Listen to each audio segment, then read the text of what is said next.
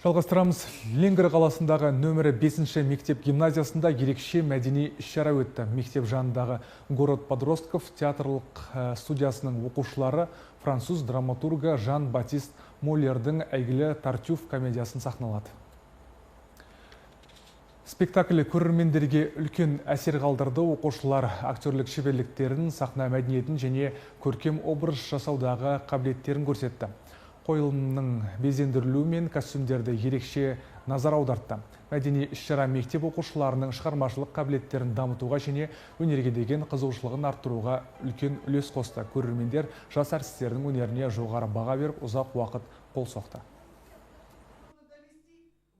Все получилось. Были репетиции, было очень много споров. Бұл қойылым үлкен дайындықтан кейін сахналанып отыр. Оған дейін біз оқушылар арасында әртістерді іздедік, кастинг ұйымдастырдық, көп дайындалдық. Нәтижесінде қойылымды жоғары деңгейде көрерменге ұсынып отырмыз. Басты кейіпкер Тартюфтың бейнесі мен оның айналасындағы оқиғалар көрерменді бірде күлдіріп, бірде ойға қалдырды.